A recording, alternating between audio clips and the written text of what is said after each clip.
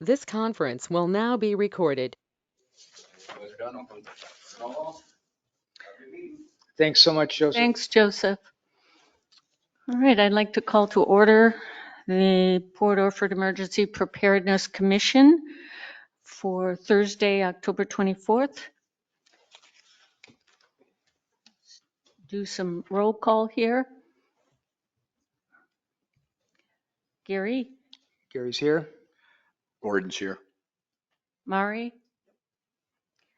Dick, Here. Harry, Here. Gordon, Here. and Jim Howe will not be here this evening, and obviously I'm here. Okay, do we have anyone online? Can we see? Doesn't look like it. And no public comments. Okay, so we're going to go right to new business. Pardon? Oh, sorry. I'll move Thank to you. approve last meeting's minutes. I'll second. All those in favor? Aye. Aye. Thank you. All right, we have an important guest here. Carol, is it Cartier? And she's going to be giving a presentation with regard to potentially a 501c3 status, as I understand it, but also, more importantly, a review of where we're at and some direction she may want to recommend to us. Gary, do you want to say? Yeah, introduce- Carol is a local graphic designer and marketing coordinator. And she's done a lot of different projects, one of which was the Good Neighbor program in Douglas County in Nevada. And oh yeah, and she's willing to help design our campaign flyers, design a card, maybe make a website, and give us some strategy on how we approach trying to educate everybody, so that we can kind of get the biggest bang for our buck. And so we sure appreciate it. And we kind of need to kind of all commit to thinking that this is a good thing for us to carry on in this direction. But I was pretty tickled. Carol, are you ready? Okay, yes. So typically when I work with a client, I have like a structure, it's a strategy, and I collect as much information as I can that describes the organization and the direction that they wish to go. And we together define what your key messages are that are going to appeal to the public. And the whole intention with a branding strategy is to define the parameters of what the worldview of who you are, the worldview meaning who you do business with, who your residents are, government, and how do you wish to be perceived by those different entities. And so the materials that you put out should be consistent in the language that you're using, and kind of creativity brought out in some of this, and that's what this process does. So I would like to share with you the elements of this strategy and explain how far I've gotten and what we need to do to move forward if you decide you wish to do that. So in this is a document that will collect a lot of information that you are now creating in all these different meeting minutes, and such as it gives you the background of how we started with the commission and what some of the challenges are, and how the city had, you had been ordained as a commission with the city of Port Orford. I also document what the organizational structure is of the city with all the commissioners and the different departments that you have, and the entities that are within your city. And that can be businesses. Let me pull this out. Oh, here it is. Gary does have PDFs of this. This is all just work in progress for what I was trying to accomplish. We have local businesses, schools, churches, nonprofits, employees of government, employees of local business, residents of Port Orford, tourists, campsites, trails, and these are, we have a list of the entities to which you are reaching out to do surveys to figure out what steps they have put in place for emergencies. So I include this in the strategy just to give you kind of an overview of what this entails, how big it is in communicating with the community. So in some of our meetings and evaluations of what our messages are, we will create a vision statement, a mission statement. We have a list of goals. So Gary and you have made lists of all these things that you want to do, all these campaigns, and you want to have containers with emergency supplies. You need to establish command center. You need incident command of officials to be in charge in the event of in the case of an event. You are going to be connecting the communications through, if you lose communications, you have to set up emergency communication through ham radios, and all of these things we collect so that we build our campaigns based on what these needs are. We are also evaluating what your resources would need to be. And so this is just a way to collect that and organize it so that we can move forward. So our program, the commission's program, we will be creating a statement to the public on what exactly they can expect from this program. We will create something like a tagline, a tagline like, for example, the Yahoo Mail, their tagline is search, organize, and conquer. And Lexus is the relentless pursuit of perfection. So if you have this little slogan, you can include it on little pieces of material, and the marketing materials, and people will just remember that. It's a shortcut to what you are all about. We talk about the budget, and when Gary and I spoke about the budget and the things that you wish to do, I was thinking, well, if people wanted to donate, how would you collect money? And it's part of the city, so it'd have to go around into the city's budget.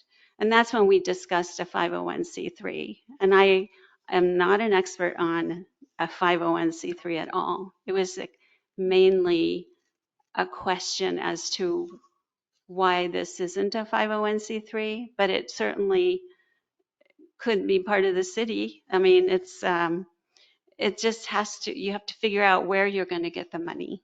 And you have such great need for funding. And I'm concerned it will take a back burner to all the other huge needs that the city has. That's how that conversation came up about a 501c3. We also discussed who we want to communicate with. So if we're going to do a marketing campaign, we want to know, who is it that we're appealing to? Well, it's not just the residents. We're also trying to communicate with all the entities that are in our area. We also need to be able to communicate with the other governments in the area, the counties. Even Coos County is having fairs for emergency preparedness that they invite Curry County to participate, just like they do. Coos Curry counties are involved in businesses, women in business. I've been attending some of those events. So we look at who it is we want to communicate and figure out what pieces of materials, marketing materials, do we want to send out into those entities or into the community. High schools, students, I mean, you're going to have different kinds of materials that will be appealing to that particular audience. And then how to communicate. It could be through Facebook, it could be through email, it could be through posters that you're hanging up. It could be a banner at a table that is going to hand out at these exhibits packets of information. And also what I think should also be available is a website that has a very organized look and feel of all the materials that you're going to have, so that people can just go online and collect information from it. Oh, where do we go? Where's the map? And maybe make a printout of the map if they need something really quick. I think a website could be very valuable to the organization. Tonight, so we're almost at the point now where that's about all that I could do. I was making a list of everything that was on Gary's wish list. And so the next step to evaluating what messaging, what language, what's the look and feel of the organization is to figure out what's going on with the organization. We have strengths. We have pieces of paper up on the wall, strengths, weaknesses, opportunities, and threats. That's a SWOT analysis. And through an exercise of writing down what those items are, it can be very valuable, and information just kind of comes out and is it brings out little bits and pieces that you would not normally have in a conversation by having this way to organize our thoughts. And that's how the creative mind works. It gives us solutions. So that's what my intention was tonight, was to perform a SWOT analysis and see where we go, because I think it's a very, very potent way to come up with creative solutions. And that's mainly what my presentation was about. So what do you mean by thought analysis? SWOT analysis. Oh, I misunderstood. SWOT. Okay. SWOT analysis. Yeah, when we start writing things down, it's just very natural to someone will say, well, these are our strengths, yes, and then what are our weaknesses, yes, and what kind of opportunities lie ahead, and then what kind of threats do we see coming our way. And when you start working those and kind of massaging them, you get some interesting concepts that come out of it, and that's the analysis that comes out of it. And from that, you perhaps can help make some decisions as things that they're in your head, questions that are been rolling around and you're not quite sure what to do, or it can trigger new thoughts and new interesting points that could help in your future direction. Does anyone have questions for Carol or comments? Not yet. I do actually. When you were talking about the 501c3 and the funding that would have to go through the city, if it was funding that we raised, then it has to go to the city. Is there a way that it can then be for sure directed to us, or is it just kind of go into the city and if they need it for the water system? Oh, no. No. So currently, Yeah. if it's cool, Okay, so when we talked about it, I have worked with clients that are 501c3 and they're not affiliated with the city. And so there was a thought that came to my mind when you started asking that question. So when you are a part of the city, they have another route of where the money comes into. And if that donor specifically requests that it goes to the emergency, then it can you'll be receiving it directly. I see. But if you are a 501c3 and someone like me or some resident out there really wants to donate to this commission, which would be its own nonprofit, you are separate from the city and you would receive donations and it would be a tax benefit for the donors.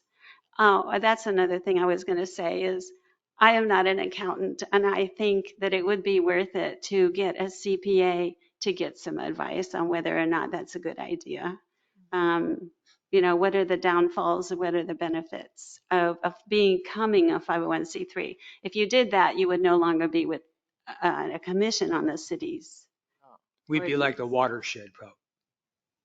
I think the watershed maybe at one time was part of the city.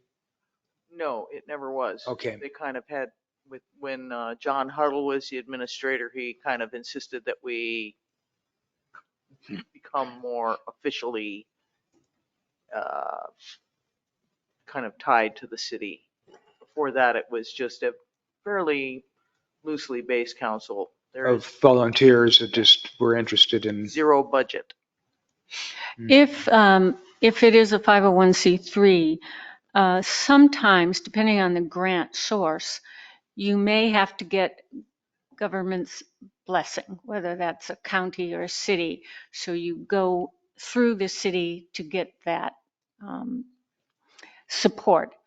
And sometimes you split the money with the city or the county for whatever project it happens to be. If they have to put time into it, their staff, then they could want some administrative funds. But otherwise, that's probably the only involvement that the city would have. Some people feel like the city government is just like you were saying, is like not kept track of, but it actually really is kept track of, and it's audited once a year from a firm that comes in and does it, so that it's always on the up and up, or it'll show up in that year. So there would be a line item for the emergency commission, and so if money came in, then it would go into that fund, and then we need to go to the council and ask for that money to be spent in a particular way. Where if we separated from the city, we would have complete control of the money that was donated. We could have a GoFundMe account without any worries at all, where now it'd be a little dicey. So it's something to ponder. I kind of got it to go to become a city department because I have seen it in the past. There's been a number of different times when groups have gotten together and had emergency groups, and then we don't know anything about what happened to them, and so I thought if it was part of the city that was part of, it'd be like planning. Planning's just not going to drop off. The watershed could. So it's a matter of weighing out if there is an advantage to pull away, and then we would have to give a presentation to the council of why we felt that way. And so it's something that we could maybe. Dick, did you want to? Yeah, I agree with Gary. We're a child of the city, essentially like a department, but we're commissioned to do something. A 501c3 would typically be a public benefit, non-profit type organization with a requirement for, well, some certain IRS filings, which we'd have to deal with. We'd be responsible for our own liability, and requires 3 directors. There's a lot of obligations that go with that I don't think we really want, including liability. So I don't see that as being viable. Firstly, I would rather function as an entity of the city as opposed to an autonomous public benefit nonprofit. So I'm talking against it. Mari, the fire department is a 501c3, is it not? It's your own separate. So, What are you organized under? What? special districts, Oh, is that? Yeah. Ah, that's its own set of Yes. statutes. Now, what about the 6s? I think they're special districts also. Hmm. Most fire departments are, that would make and sense. some water districts are. Oh, and 6s has an auxiliary that makes, now I don't know if they're 501c, because they do fundraising. Could be. That's a more recent thing. With Ashley. And I've been meaning to discuss that with Ashley and haven't had an opportunity. But, yeah, I think that's a relatively recent thing. Well, it seems with regard to a decision like that, we would almost need to take up a SWOT analysis to determine what are the strengths, weaknesses, opportunities, and threats in doing so. I think that's a good process to go through for any kind of decision like that. It could appear like from Dick's angle, those are some pretty serious Yeah. issues that we don't have to worry about at this time, because we're under the umbrella of the city. And it could be possible that we could do a GoFundMe still. It's just going to take a little bit of massaging. Sometimes the psychology of donation is something to kind of consider, of what people do donate to and what sparks them to donate. And if they donate to a government, it's like paying a tax in a way psychologically that I don't think appeals to a lot of people. So. And the city also could and may limit us on what funding we look toward. Because I talked to, and I think you did, Gary, to Melissa about doing a GoFundMe for radios or something very specific, and it didn't seem like she was too supportive of that idea. So again, there are limitations to even looking at funding for us that we may have with the city, that otherwise we could make those choices.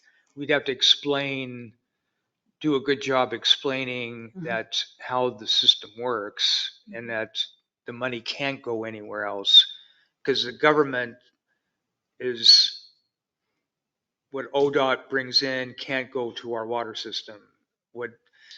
Everything has got a box that the money goes in, and then that's where the money's got to get spent. And if it comes to the emergency commission, then it can't go anywhere else legally. And the audit would show it up, and it'd have to get rectified. So. I was wondering about grants, applying for large grants that you could possibly tap into, and maybe this would be in conjunction with other emergency teams that are in the area, north or south. I would suspect the city under the city, a grant would have to include administrative costs for the city. Well, it's not just the cost, but it's the man hours. Right, that would Which- come under which- administrative costs But we in a don't grant. have, we only have X number of man hours. So when it comes to grants, we're working on 8 or 9 grants right now. It's one thing working on receiving the grant, which is a pretty big deal a lot of times. But after you've received it, you've got to jump through every single hoop or you don't get another grant because they keep track of that. And if you didn't follow through, then they figure you're not worthy of being a recipient and you're shut down. So it's really important. And if Dina's got to go into the records and pull things out for the grant, well, we just don't. Dina is like, everyone that's on our staff is doing, they can't do another thing because things automatically just come, they're already at 100%. They got to like bump it up to 110% all the time. And we can't be part of that. So we have to just work around that. So if we've got somebody in the community that can somehow, we can work it out to where it's not a liability to the city man hour wise, then we would be all right. We could write our own grant. Mhm. But we have to make sure that we have it in order. We have to have somebody being able to keep track of it and do all the, which is, I don't know that it's impossible to do. It's just a matter of figuring it out and doing it. So Carol, would you like to proceed? I With the think- SWOT analysis? Yes. Sure. Thank you. Okay. So, so we start with listing what we think our strengths are. I'm going to say we've got a tight knit community is a pretty high strength. I would add a lot of personal connections. A lot of networking. Yeah. I may not know everybody, but I know enough people that Know the people you don't know.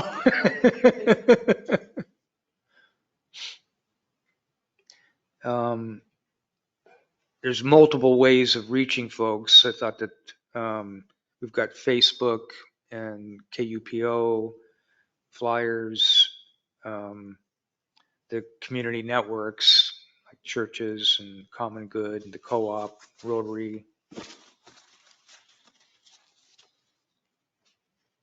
The size of the community is a plus. We're not spread out. We're pretty together, succinct in a small area for the When most part. we're really including Sixes and Hubbard Creek. down to Hubbard. But actually, there's a lot of crossover. Hmm. You know. Mhm. But that's what we're kind of considering here. The community is not just the city. As a whole, but does the city council, does Melissa understand that? How do Yeah. they feel about that? Because it's nowhere really that I don't think it's in the We haven't ordinance really at all. discussed it, Yeah, but that is something that should be brought up because that's what people feel. That's what the community is. well, it It- is, but There's the people that live in the city that are part of the community that all these other people belong to. absolutely, I'm not So disagreeing somehow with we want that. to address that whatever Yes. way we need to. Yeah, I agree. Because even our administrator lives up the Elk River Mhm. out of the city limits. Yeah, many of our employees live Mhm. elsewhere. I put that on the weaknesses. What was it? What did you- I put the city's understanding of the city proper, Uh-huh. and Outlying in areas. conjunction with the Sixes and Hubbard Creek. Mhm, And Elk River. Else, mhm. kind of mountain. Mhm. Yeah, who are we providing for? The EPC. And I think we talked as if we're providing for people beyond the city. but does the city understand that? And it's not necessarily in writing, so. And it might be something we make an ordinance change if Mhm. we all decide that that's something we're going to recommend. Yes, And we I can agree. just present it to the council and get their blessings.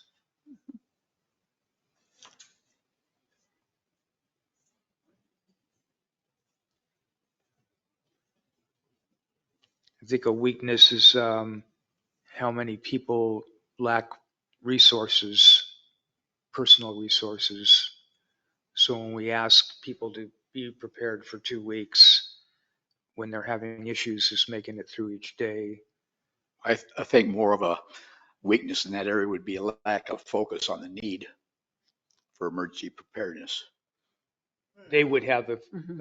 it'd be hard to It'd focus. be hard to focus on that, yeah. Mhm.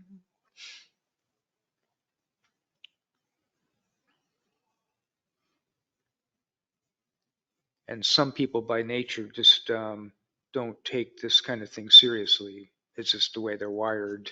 And but they're going to have equal need when the event happens. But we have to account for them. A weakness also would be our lack of volunteers to not only for this group, but to put together all those things that we've set as our goals to help accomplish them.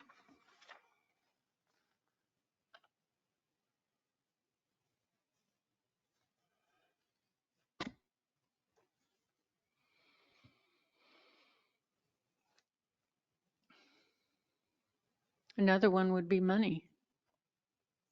We have no money per Mhm. se. Mhm. Yeah. You can put that one in capitals.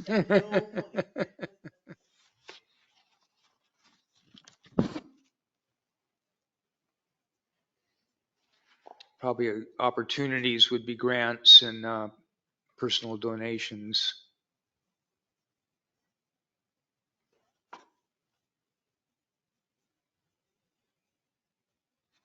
I think another weakness might be just our isolation as a community. Oh, good point.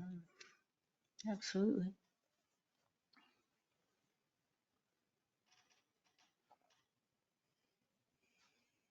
And I feel we have a weakness in our communication network.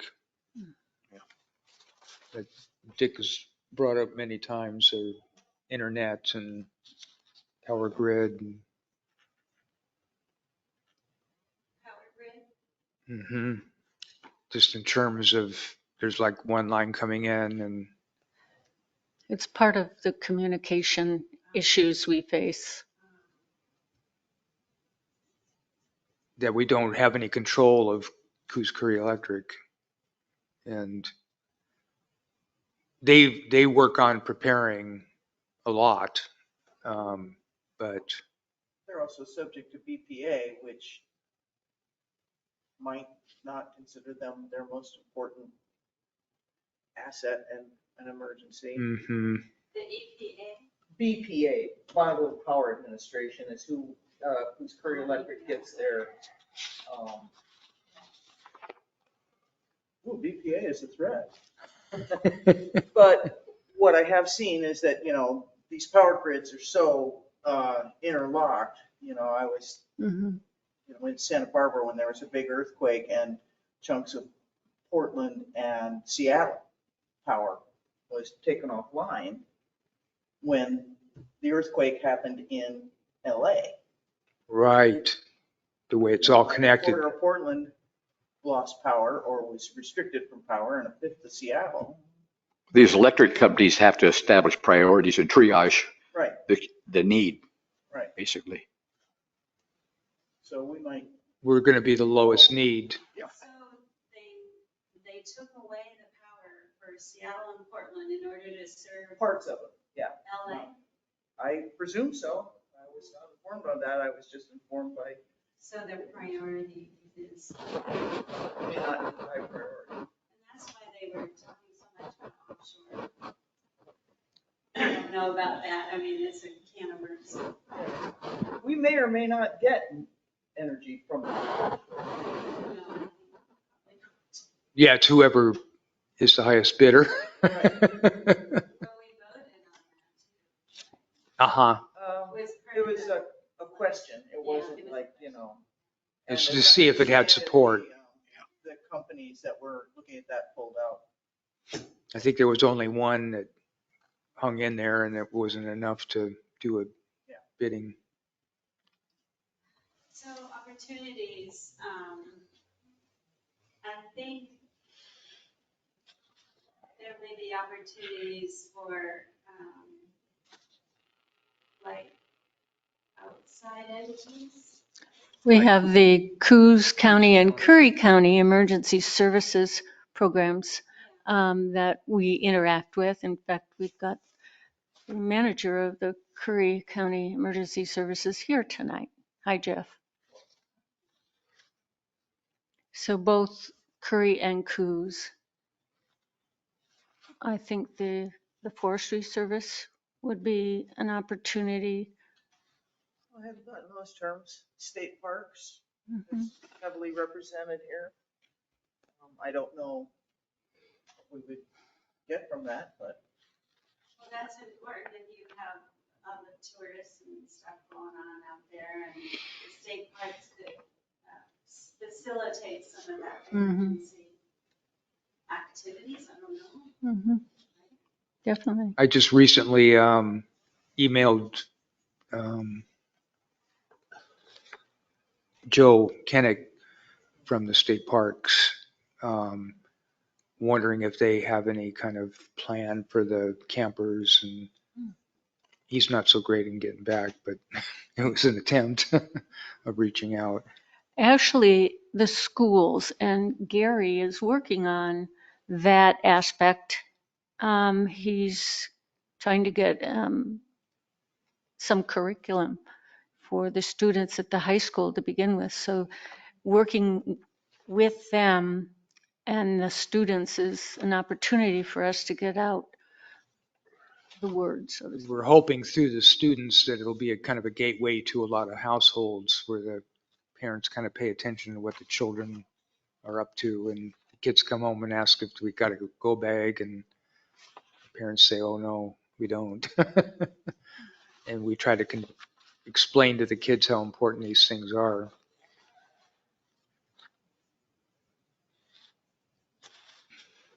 Do some videos. Yeah, that'd be pretty cool.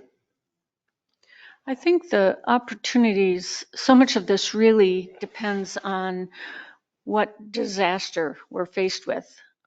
If we have a tsunami that wipes out everything north and south so that we don't have access to it, then we're much more restricted.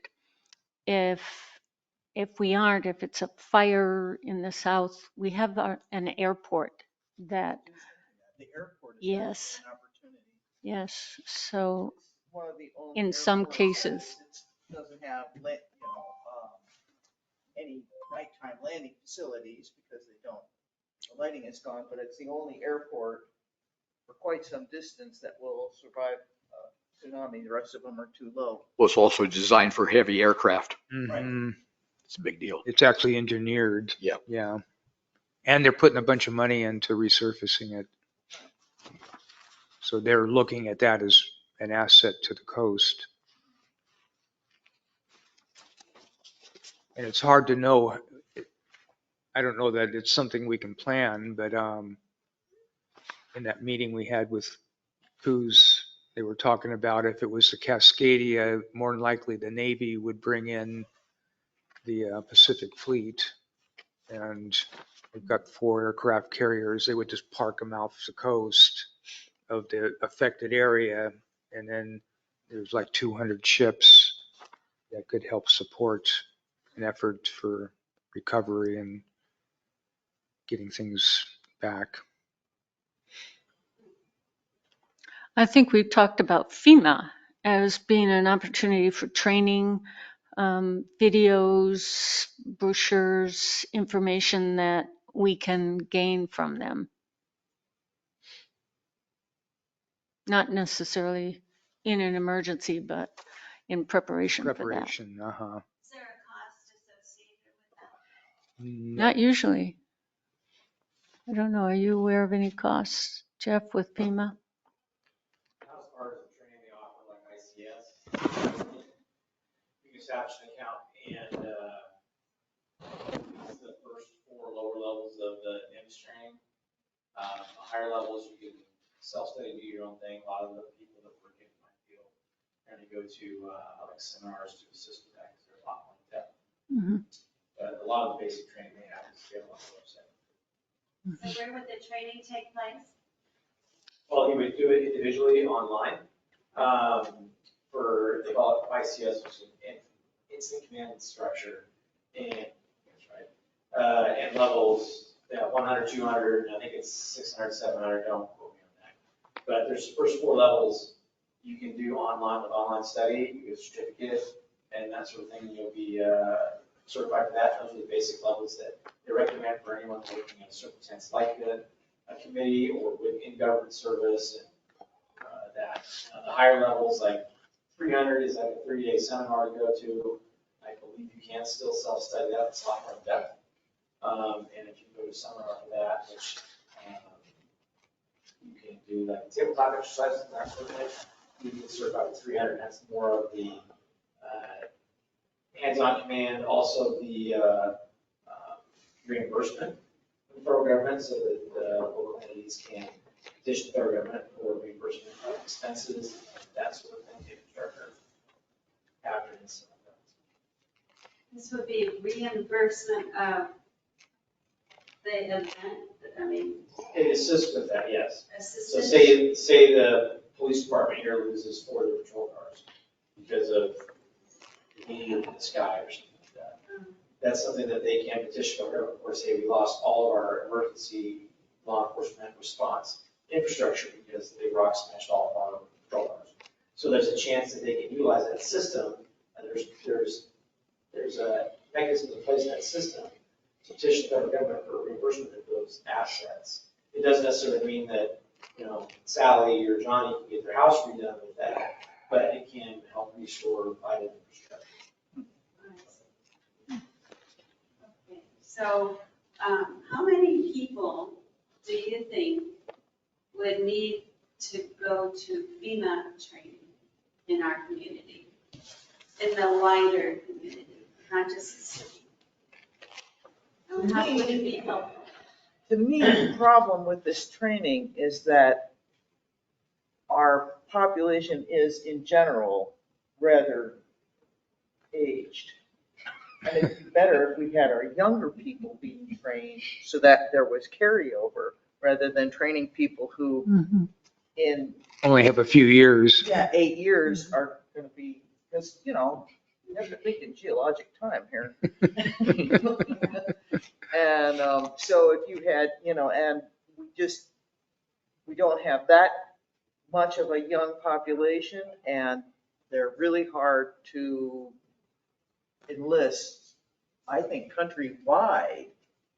There's not the drive for volunteer effort much anymore. They don't see a need. I can tell you from fire departments that they're, which are something like 80% of the fire departments in the United States are volunteer, and they are everywhere screaming for lack of volunteers. And then you have the whole country is starting to be average older and just kind of run, on the one hand, your retirees do have time, and they tend to be of a generation that still has the volunteer thing. But on the other hand, they're only going to last so long. So what would be good incentives for younger people to get involved? They love technology. Technology, If childcare. you got them into this emergency preparedness and had them lead in the technology solutions for, maybe that would be a draw for them. Certainly. I can also tell you that it's a setback to a certain degree because you have this block of people that I'm presently dealing with on several things that are Low tech. Stuck in the past, shall we say. And you bring on a couple of younger people and they want to bring it up and you have this section that's like, we've never done it that way. And it's like, yeah. There is that. So, I mean, we have this Resistance to change. resistance to change Mhm. is an But it's issue. to our own dilemma Yeah, oh, yeah. Yeah, then. that's, It's like a no-brainer. Well, many things seem like no-brainers, but, yeah, it's resistance to change is a good way. to put it. yeah, it's quite common. Um,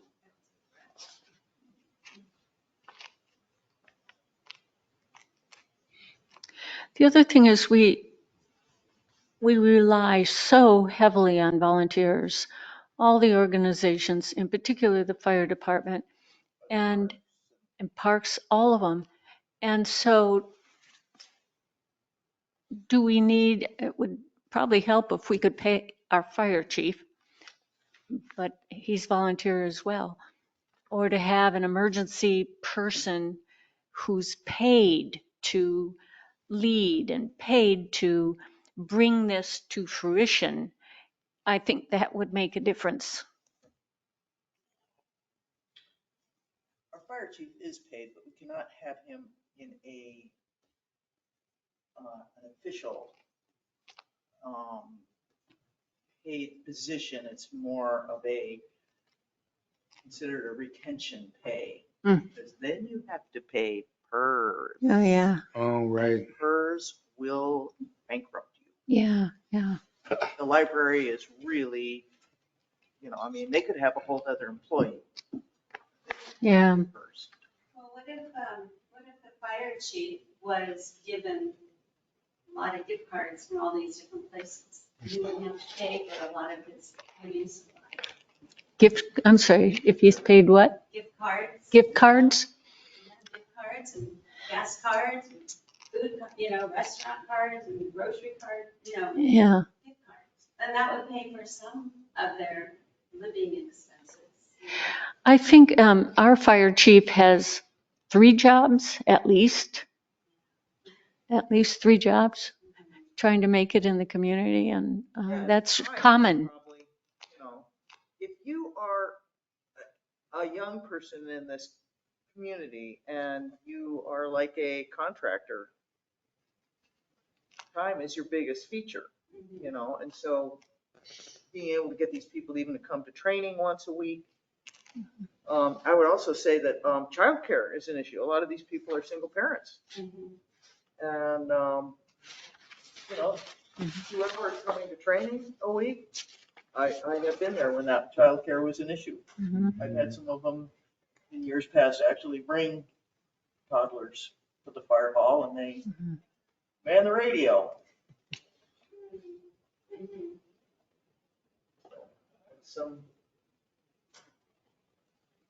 It's a different world.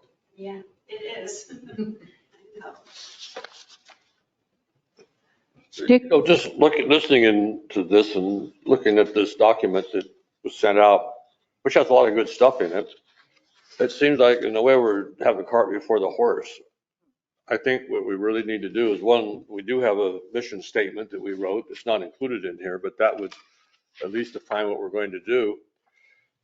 We can prioritize those things and have a wish list. This is the first thing we're doing, and we're working on this one project now involving the community. That would be something we could do. And I filled in a lot of these blanks on this thing, by the way. The budget, I'm not sure that's an issue at this point.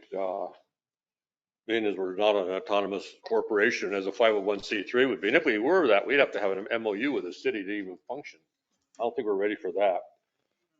Another thing I see in here that needs to be resolved in a different forum is the scope.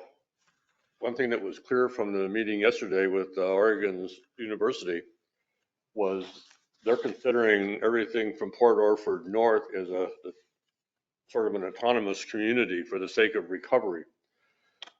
I don't know how that sets with the council or even with the county, but as a practical matter, the community, Curry County is the north part, even with a lot of rivers and bridges in between. Our relationship's going to be strong in that area, not so much with the folks down south. And frankly, I didn't think the county was all that well prepared, especially after talking to that lieutenant yesterday. So we need to get some idea about that. Who we communicate with. You had something about that, and I added some things in there that we should consider as maybe a small committee or something. A couple of things I didn't even understand. He mentioned the incident command system, how that would play in the front end, I don't know. How FEMA would even play in this thing as a entity. I don't think we would have much to do with FEMA.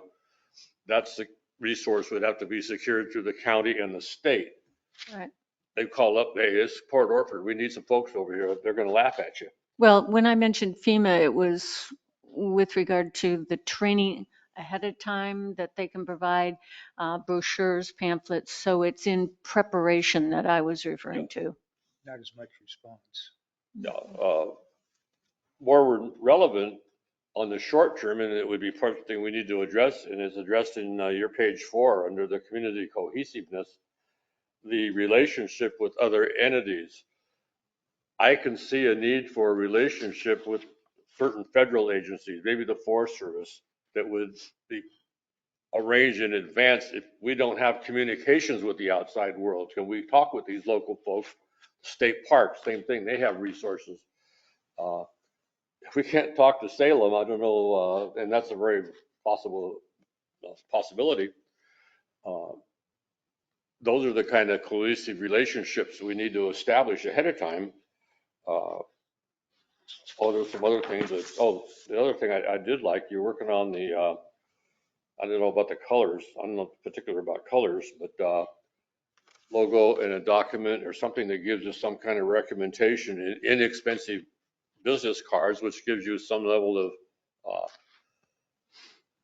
authority, perhaps, for lack of a better word. Mm-hmm. The other part I don't understand here, the self-image scale, I had a lot of question marks with that. I don't know how that plays in all this. Maybe you'd want to explain that later, but I think what we need to do now is build up this document if we think it's a useful document, and I think it can be. Use material, some of which we've already done in here, rather than to do it in an open forum like this. Because I don't see all this being that directly useful in completing the needs addressed in this document. And I don't know how she could go much further, frankly, without input from us. Well, she said a lot of input from Gary, and just this SWOT process here, she's gleaned quite a bit from those of us who think differently, who have other experiences, who have other thoughts on the subject. So this, I think, is an important one to bring to the commission so that she has more input with regard to that.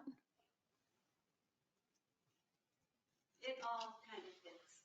It's like I call it a sculpture. You know, you have to keep carving and turning it around and around to really see all aspects of it in order to carve it and make it come out. And with regard to the cards,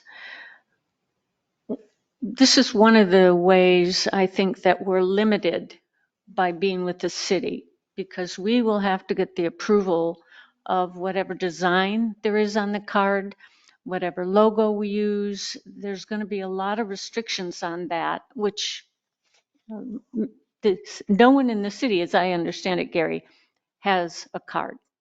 No one. No. And so that's what we're dealing with. That's an obstacle in some respects. But I think if I presented it to the council and we have the funding, and this is how much it's going to cost us, what the card looks like, Mhm. I don't see that the council would have a problem. How many cards would you be talking about? Business cards? We talked about one for each member of the commission, but also one that might be available for a volunteer to put their name down, because in order to get these surveys done, we may need the help of other volunteers to do that. So as a helpful identifier, perhaps for volunteers. So what I did with the Good Neighbor program was we incorporated our Good Neighbor program with the sheriff's office cards. I brought in their identity and our identity together, and it was the sheriff's deputy or sergeant who was in charge of this particular program. And then we had her contact information that's on there.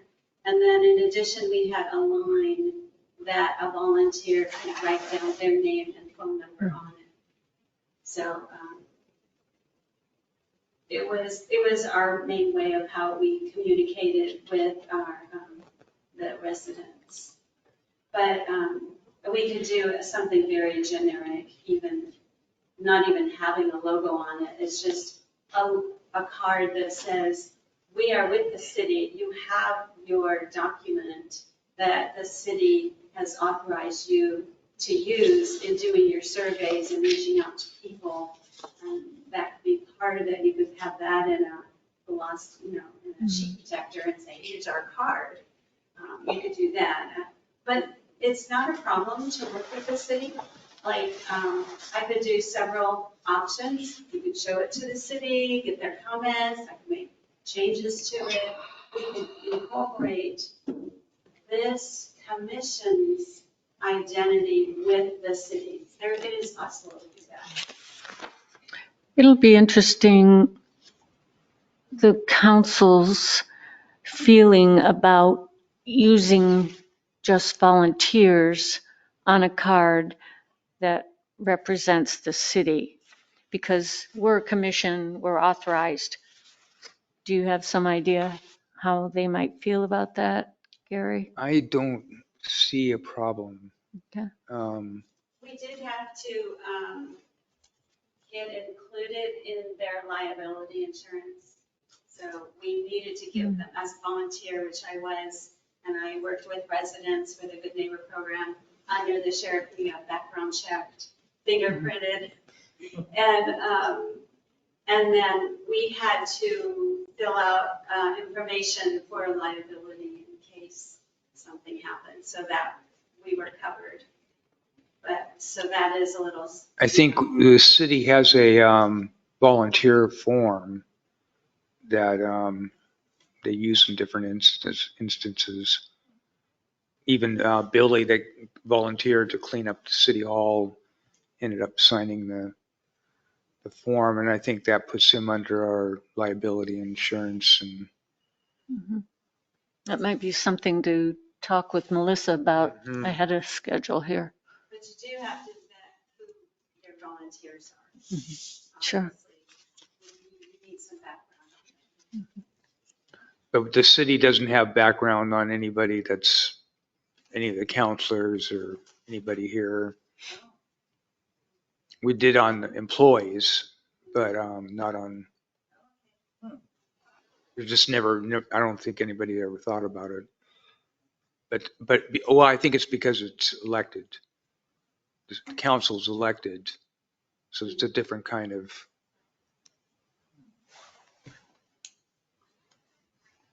Because even in reapplying to run again, there was no background. So at least that's something that's not a complication. We just needed a record of who it was, and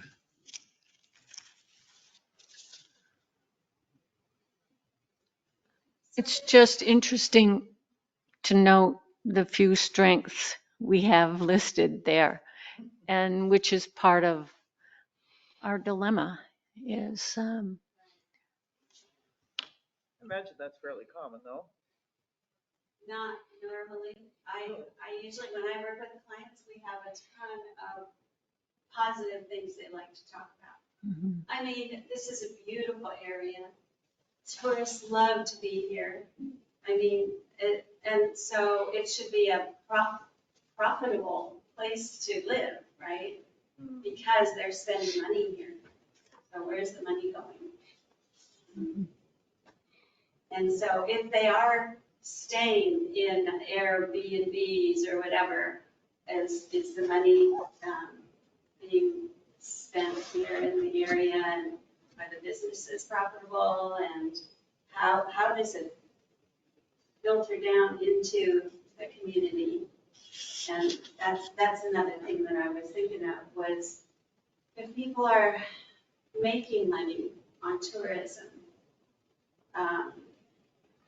then maybe they would want to be able to donate to something like this to protect their property, to protect the area that is so beautiful. And I don't know, I would think so. I think though, we were fortunate to pass a police, an increase to fund our police department. And unfortunately, the county, Curry County was not. And they're in dire straits because of it. And our representation up here through this sheriff's department is pretty much, On call. yeah. I would have to say that actually the county is one of our weaknesses because the county is in such disarray at this point, Right now, I guess, yes. from what I understand. Would you agree with that, Jeff? County is in disarray. It is, I don't even know how else to describe it. Yeah. It just seems like, Jeff, how would you describe that? Well, as a county employee, I'm going to temper my response because I'm usually very blunt. I was street cop for 36 years, so I tend to be blunt, sometimes very profane. So I understand that I'm in public. So yes, it's in disarray. The issue they have is funding across the board. We all know that. We have an extremely low tax rate here in Curry County, second lowest in the state, and I guarantee it's not the lowest. Now that Joe County's finally passed a special district or a service district, I'm not sure which one too they got. So just speaking bluntly, if you don't pay for it, you don't get it. So, and as far as your sheriff's officer's response up here, the closest sheriff's deputy up here technically is the Marine Sergeant because he lives one place north of the sheriff. And that's a 30-minute drive away, 20 at speed. So that's your response. Oregon State Police is almost non-existent. In this county, I believe they have 4 troopers. You're looking at putting on 1 more, who was both from the sheriff's office when the sheriff's office shut down patrol. So yeah, your law enforcement response here is somewhat limited. And that's just going to continue to get worse. if I might add though, with the tourism, tourists are not particularly engaged with the community. There are people who make money off of the tourism. A lot of them don't live here. Properties are owned. And that's kind of a big problem is a lot of our properties are no longer affordable housing. They're Second homes. second homes, Airbnbs. They're empty.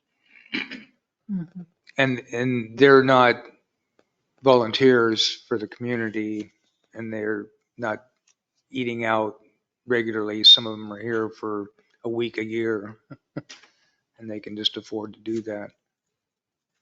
I can actually remember when Marilyn Schaefer, who was a Republican, I don't know if she's still with us, but that was like 20 years ago.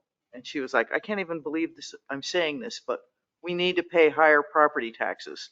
And as a Republican, it just hurt her deeply to say that, but, and we've been fighting it ever since. A lot of the,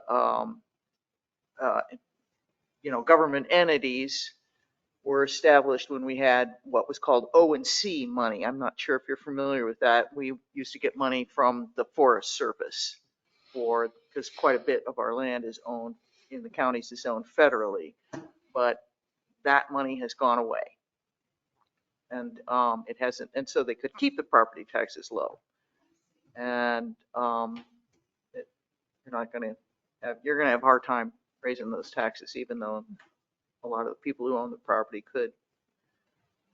Now, there's some that could not, but, some of the nicer properties, people could pay more.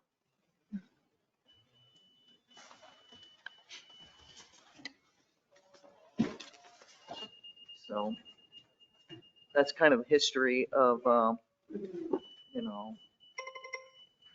why there is lack of funding in this county. But yeah, And then who's there's, lower than us right now?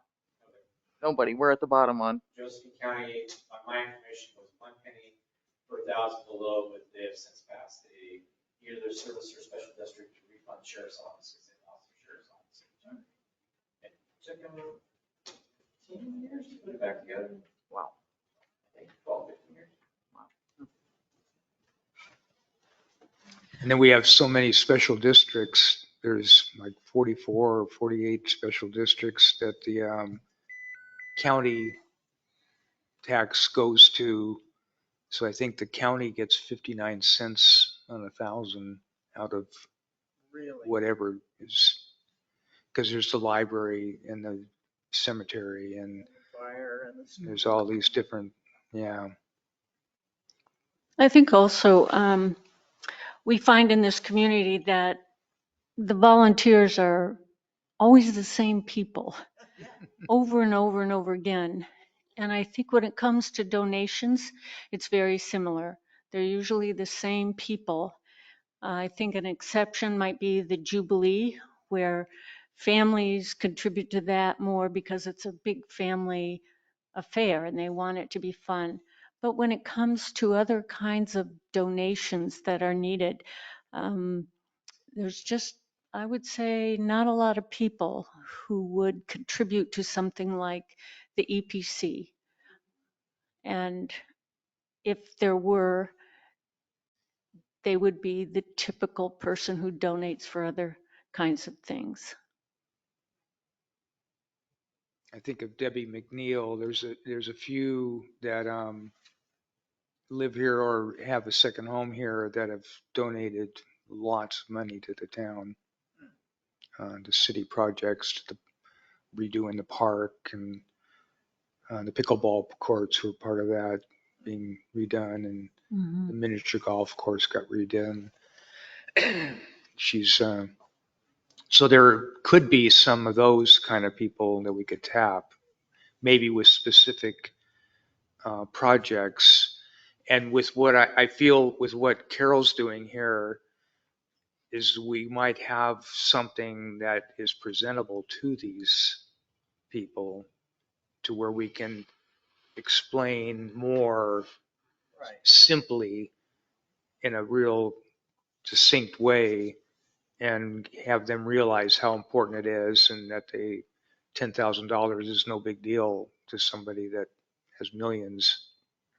And if they have interest here, especially, so that would definitely be a possibility of working toward.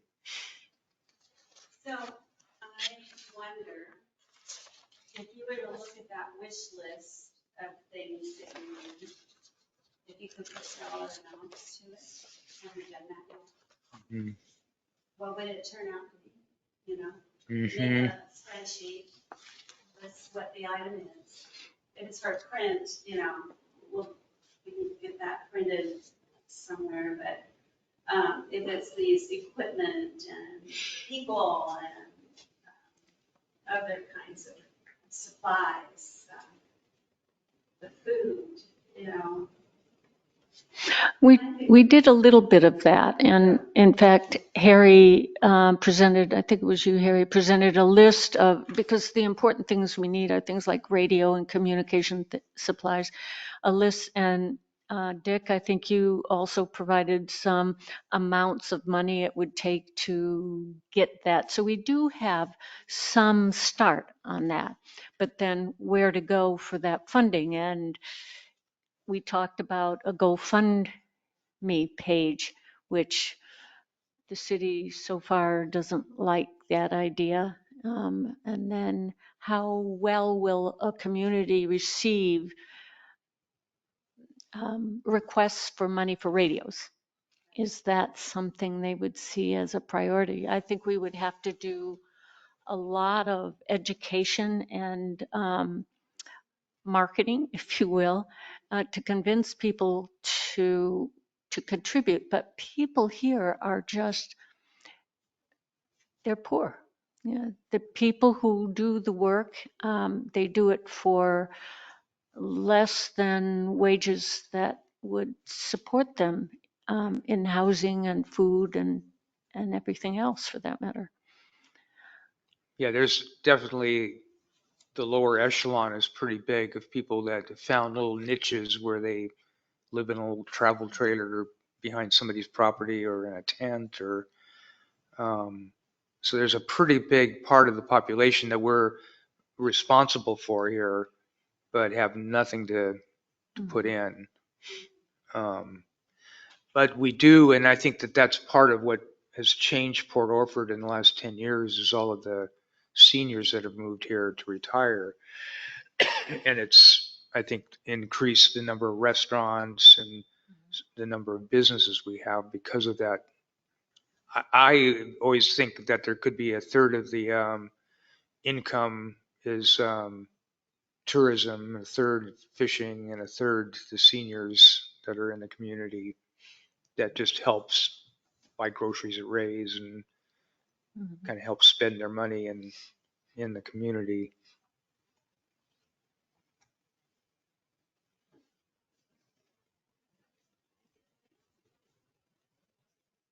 So fishing, restaurants, and tourism? Is that what, how you said it? One third tourism. And fishing and the seniors, the retired people.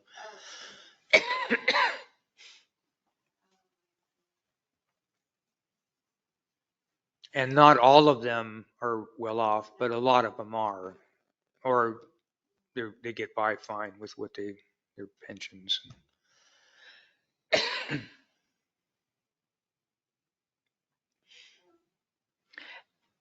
Again, the if we were to try and write grants, there's just the members of the commission here, our expertise is limited, our time, we're spread out. I think most of us are on 2 or 3, if not more, committees or trying to take up the slack as far as participating in the community and helping the community. So if anything, it would be good to try and hire a grant writer. I understand FEMA has some money that we could potentially go for, but it's who can do that? Yeah, and then finding one that isn't already working in the job that they're making them pretty good money at. Yeah, yeah. But we do have a lot of retired, like yourself, people that have done all kinds of things. Toby Porter and people that did grant writing and that sort of thing when they were for their jobs. When I started the Neighbor to Neighbor group, Lori Balamuth ended up getting the 501(c) and did all the paperwork and organized that. So there's people willing, I think, if we get specific about what the need is and then put it out there on Facebook and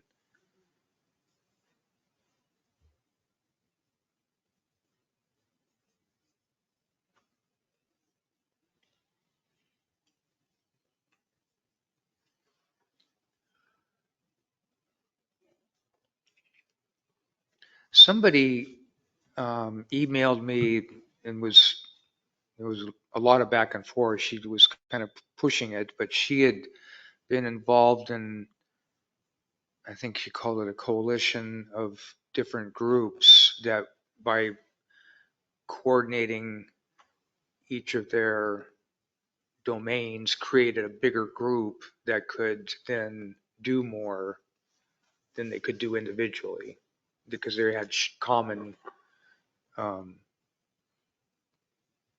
needs. And I think she mentioned a neighborhood watch program and an emergency program, and I can't remember what the other was, where she had come from. But that at some point, maybe that would fall in place, that we, even if it was just another group for funding, that would make us more appealing to a grant giver. Has anybody done any grant, like searching for grants in this group? I get emails all the time about different ones, but there's so many different categories of grants. The only one I'm aware of that I learned of was FEMA has some grants that we could apply for.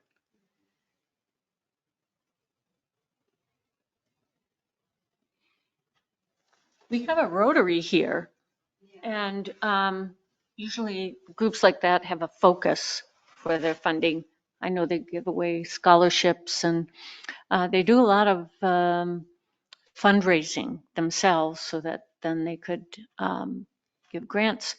That may be a possibility. I'm not sure what the process is for asking for funds from the Rotary.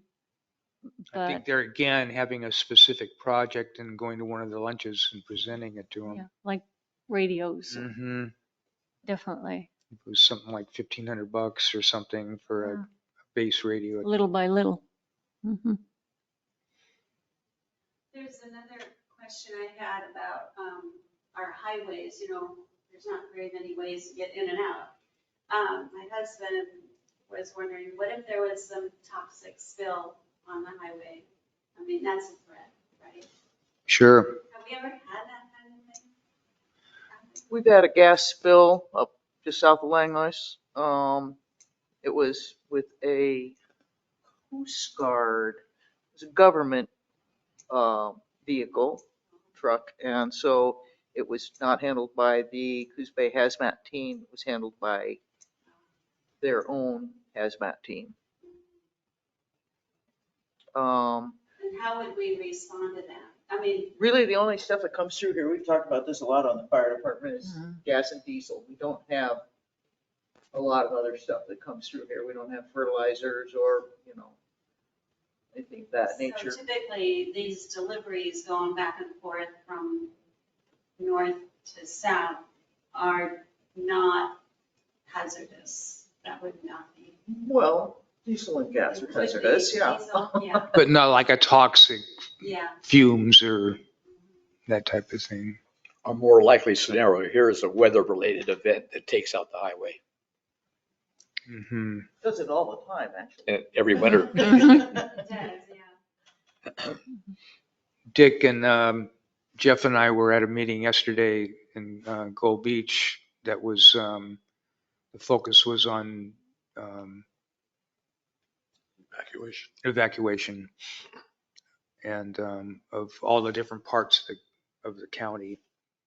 And so this college group has got a team that's putting together all the information, and they'll look into all the roads that go up and how they link to Coquille and Powers and Will we have access to that report once it's Yeah. compiled? Okay. yeah. So that's nice to have done. I think it was a grant that the county got for, is that how that happened? What was it called? It's the county evacuation plan. Oh. It's been contracted through the University of Oregon, one of the departments there. I don't recall what the name of the grant was. A lot of which, government needed, do that.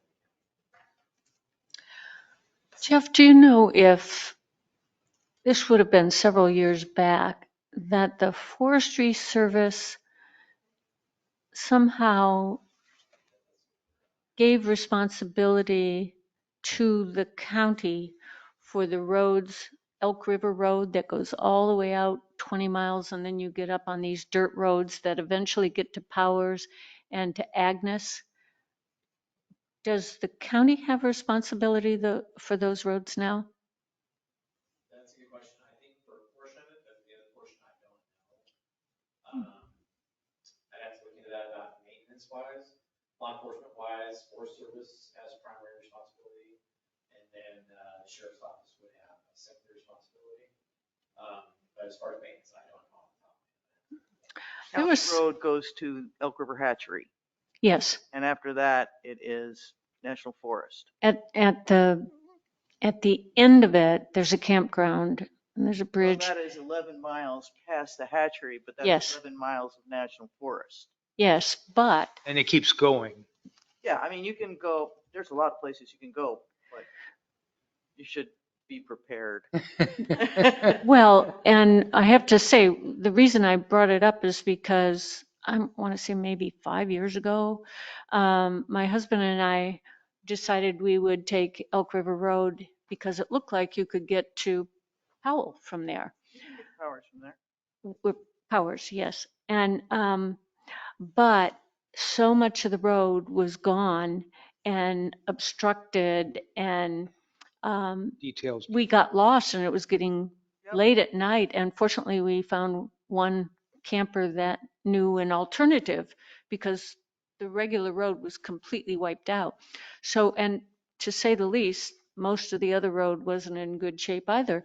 So I went back the next day to the Forestry Service about who's responsible for repairing that. And at that time, they told me that they were turning over responsibility of that to the county. That's why I ask. Yeah, and I honestly don't know who does maintenance once you get past the hatchery. And they usually never have maintained them unless they have a logging project going. Yeah, Right, and that's bringing the Otherwise, money. what's the point? I mean, Mhm. there are a lot of roads up there. There's a lot of ways up and down. to get lost. A lot of Well, roads like to I get said, lost be on. Prepared, you know? I Yeah. mean, it's not for the uninitiated. Yeah. But, you know, there really isn't, you know, a lot of call for some of these roads to be maintained.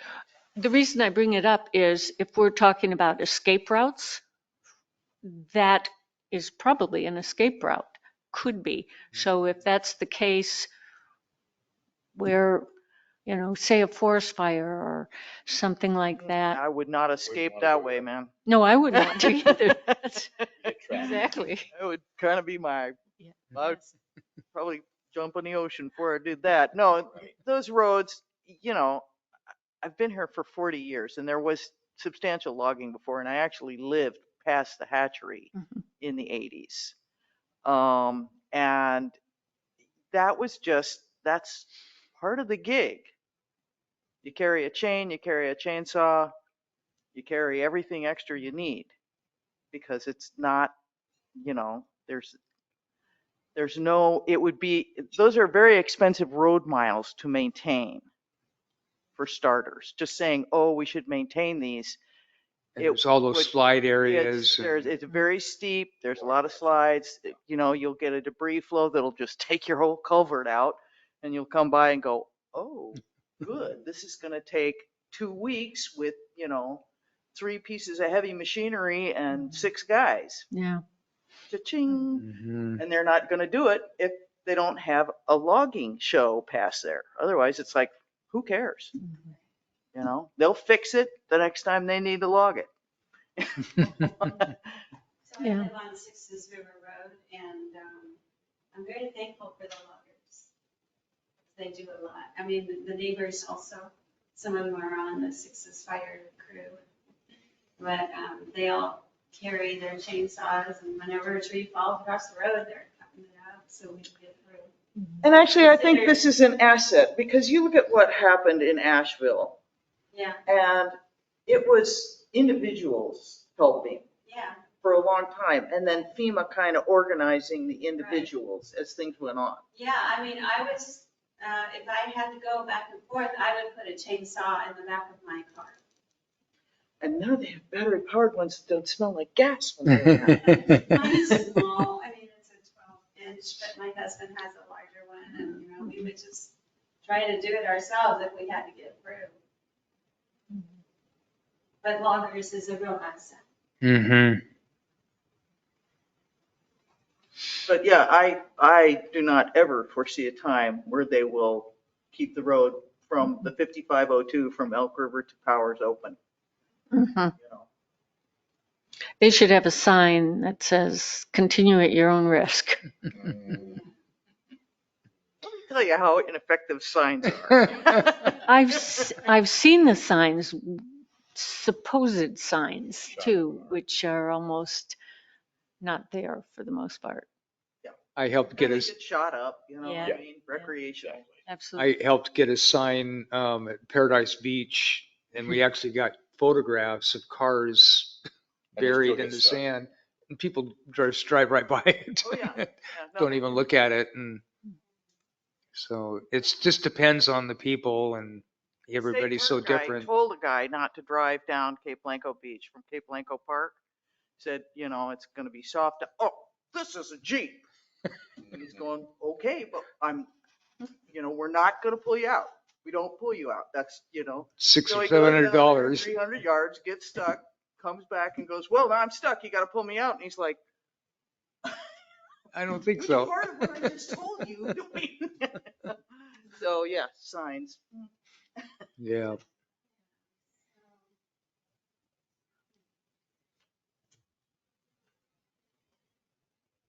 Have we exhausted? This is good for, you're gonna be thinking of more things in the next day or so, and kind of like a list to come up with some ideas. To me, I think the youth is really important. We need to value the youth in the community and try to create incentives for them. We need to get out of the mode where we're stuck in old ideas, and we need to move forward. And I don't know how to do that without the youth. When I talked to Aaron Miller about the school program, I tried to get him excited about this is really a life skill that we could present to the students of how they mentally are prepared for any emergency that could happen. It could happen anytime in their lives, wherever they are, and to be aware of not to be fear mongering, but to be making them aware that there is such a thing as being in an emergency situation and how to deal with some and critical thinking and And have a sense of responsibility for that for too. yourself. What about Boy Scouts? Is that still around? No, not here. Not here. Not here? Sea Scouts, Boy Scouts, any of those? There might be, is it 4-H? 4-H, I think, is That's what where they it's have. active still. Actually, the library has a very progressive program of trying to have more programs for young people. Has it worked? Is it working? Well, by virtue of the fact that there's not a lot of places for kids to go after school, and if their parents are working, they go to the library. So they're at the library from 3 to 5. Mhm. And they have summer programs too for the kids. They have rooms, and the librarian is very proactive in promoting programs that engage children of different ages. I think we should just get them out there on the street destroying things again.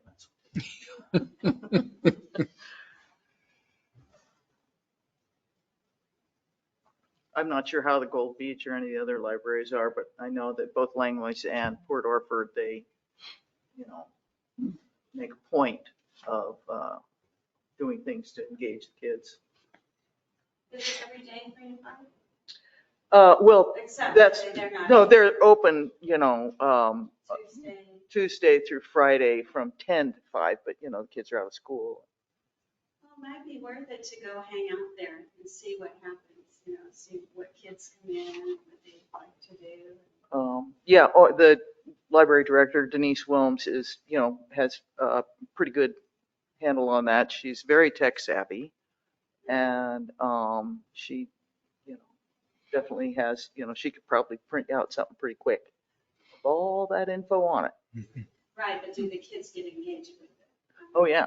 They do? I am there a lot. So. I'll check it out. Yeah.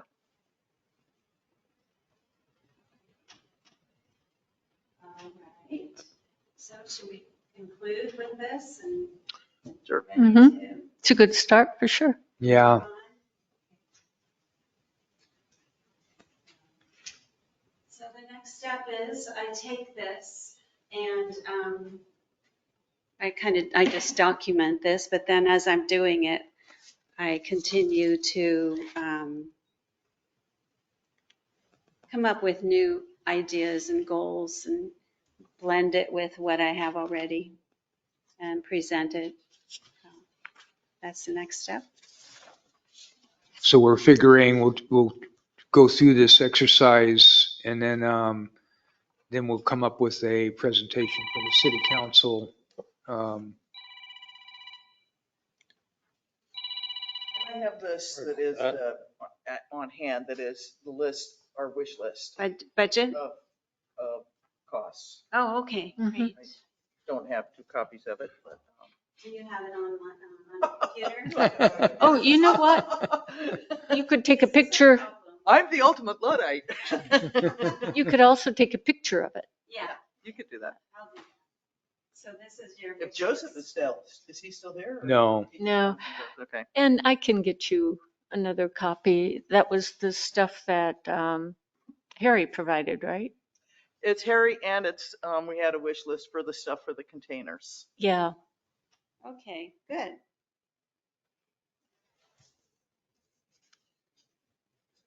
So what I do is when I get this printed document, I have to type up the whole thing into my, so if you have electronic versions of these documents, that would be great. Mhm. Then I don't have to retype it all. Harry, do you have, would it be an email? Could we email you documents? Sure. Okay, that would be good if you can email the list you had to Carol. My email address is it not on that? Your name is. Mhm. It's my name, Carol Ann Cartier, Oh, okay. at gmail.com. Okay, at what? Gmail.com. Gmail? So Carol Ann Cartier. You want me to write it? Yeah, please. My hair is not the best.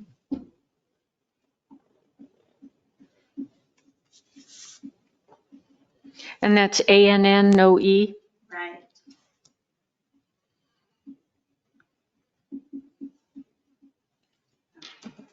Thank you. You're welcome. Maybe you can put your phone contact. So anything that any of us have What? generated on the computer, I appreciate that. we can send to You did a her. lot of I'll look through information my before things. you could and see do what it is. too much though. Yes. Carol, would you also like the goals and objectives and the mission statement? Would you like that sent to you as an email as well? Okay.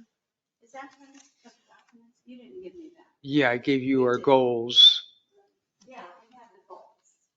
Right. and I can't remember the mission statement if I sent I took your goals and blended them into a mission statement. It's on my goals here, the goals here. I kind of did some of it in different spots. I can send you that. Email you both the mission statement and the goals. Yeah. We had actually a larger list of the goals. We had 10 initially, and then the city council wanted less. They wanted us Oh, I to have it. compact them down. Oh, this is a hard copy. Thank you. So we got them down to, Five. I think, 5. But that was for the city council. I still feel that for the group, a larger, the 10 more reflect what ultimately we would like to cover. So, these are campaigns. Oh, right. Yeah, that would be helpful to have those. So would you like me to, so that you could move forward on some of your stuff now, create some mock-ups of a business card and we could present them to the city? That'd be excellent. Yeah. And they don't have a business card. No. Mhm. So I think we should take a vote here on moving forward, having you move forward with this. And that would involve completing these forms Mhm. and developing a logo. Is that what you said? Well, to start with would be a very simple, non-branded business card that just has the Port Orford City logo on it. And I would work with that because there are other things about this organization that I would like to work with you on in order to do a logo. It would be an exercise that we do. That would be the next step. So it seems like to start with, we ought to have a generic card that can work for anybody. Because you don't want to be held up. Create, the art, the design of a card and logo and identity takes time.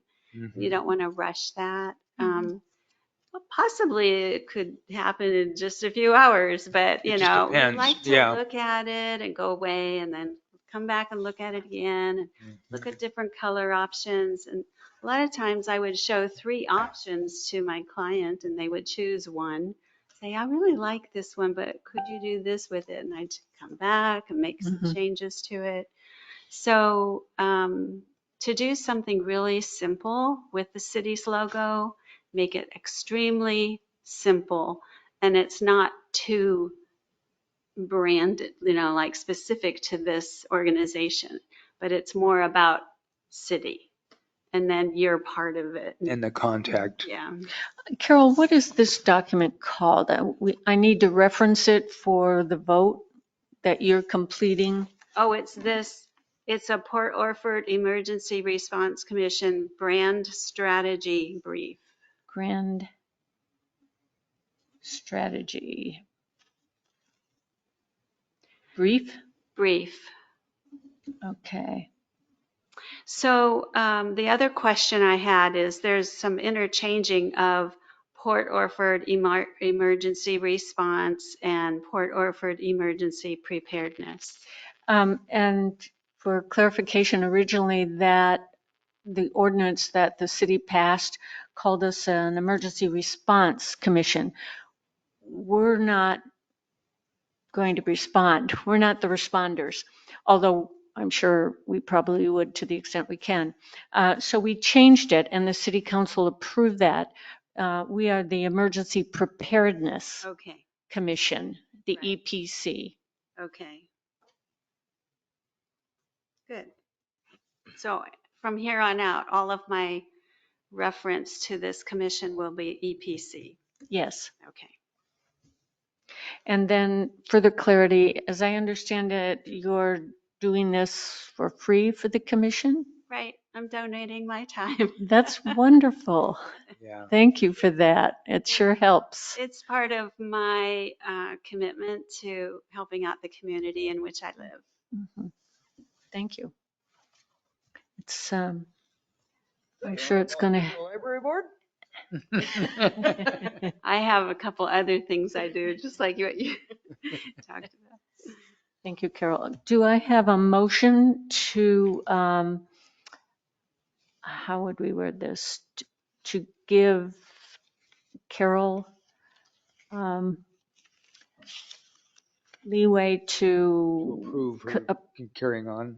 complete the Port Orford Emergency Preparedness Grand Strategy Brief.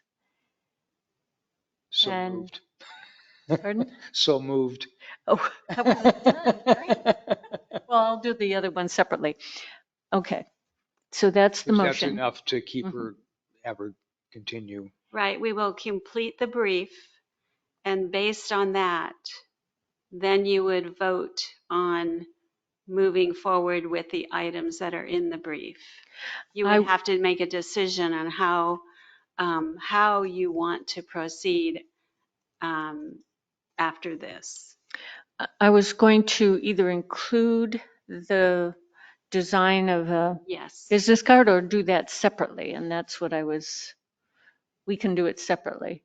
Yeah, let's do it. Okay. So do we have a second to that motion? Second. All right, seconded. Okay, call the question.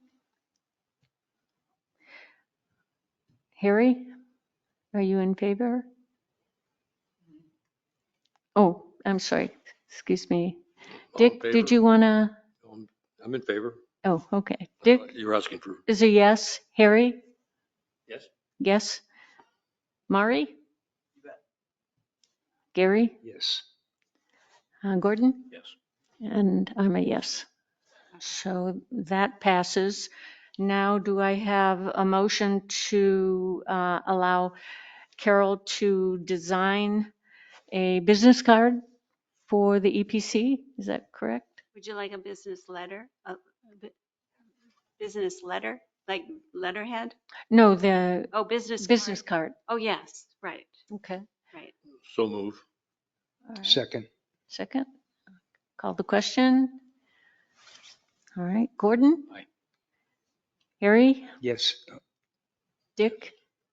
Yes. Gary? Yes. Mari? Yes. And that's a yes for me. All right. Thank you for your presentation, Carol. You're welcome. Yeah, that was really well done. Yes, you. definitely. Did you want to then come back for our next meeting, or do you want to wait till probably after the first of the year? I'm thinking we won't meet in December. Is that We'll have to correct? discuss that. Yes. And in November, we have to figure a new date because it's Thanksgiving. Okay. Yeah. I would be willing to attend the next meeting. I think it's important for me to understand all the different aspects of this, especially if, well, I will be finishing this very soon, the brief. Mhm. And, but we will need to do an exercise first. Would that be just with one person or would that be with other people in order to complete the brief? What type of exercise would that be? It's a fun one. It's on page 7. It's called the self-image scale. I think Dick had a question on that, but I'll explain it at the time. It's how you would see this organization appearing on what side of the scale for each line. Are you put an X on towards the left or towards the right or in the middle? Because when you build an identity, you want to know, well, do you want it to look really high tech, or are you more like in the more rustic area, or do you want it bright or more muted? So what does everybody think about the color scheme and the appearance of it? Do you want to stand out, or do you want to just kind of fit into something? It's a way to kind of evaluate whether or not my design will fit with what your ideas are. So there would be that little game. It's a to little play. exercise. Yeah, okay. It would be a fun little exercise. I think you would enjoy it. And then you would have this strategy brief in a, Pretty much I would be completing it with some of these things already. The other thing that we would do is choose some key words that you think represents this organization. I put some examples down, but maybe through this exercise, and you're going to be thinking, because this kind of is a catalyst for thinking, you might come up with some ideas like, what's an important word? How would you describe us? Just one word or even a phrase. Mhm. That's important as we're designing and writing up language for your messages. Good. So this little exercise would probably take, I don't know, maybe 45 minutes or half hour. You think we'd do that in a meeting? We could do it in the meeting. Okay. And then to present what you have completed on the Right. brief. So I would like to have that exercise first Mm. and then go back and continue developing the rest of this after that little exercise. Will you be specifically incorporating all of what we've said Yes, on the yes. SWOT into the this, brief? So yes. we'll see it at that point. That's what I hope to do, is that this document is kind of like your chart for how you're moving forward with this organization, and establishing what you want to say to people and how do you want to appear to people. It's and it will clarify things in your mind about what was said in the past, because we have it documented. You don't have to go look through the archives to look for memos and minutes and things like that, because we have a lot of information here, specifically about the goals and the mission, and the strengths. The SWOT analysis also will it will kind of summarize where we need to go. Mhm. It seems like it. I think I look at it as becoming more of an entity with the community than it is right now, because it's still kind of an infant. And to try to take it to the next level where we have this emergency group and we're progressing to do good things for the community and Mhm. take it seriously, those type of things. And like you said, it's like a relationship that you are trying to create with the entities and the community, and you have this core group that is very close to you, but you need to reach out to others that are kind of out there. That are assets Yeah. for us to acquire our mission. Thank So, you, Carol. We yeah, you're welcome. appreciate your time and effort at this and look forward to next time. You may want to, you're welcome to stay. We don't have that much to cover, but we'll be determining the next meeting. But certainly if you want to go, Gary can let you know. Do you want to get those later? And and I could come by and pick them up, or Oh, okay. Yeah, you want to do that? sure. Okay. Thank you for giving me the opportunity. Sure. Thank you.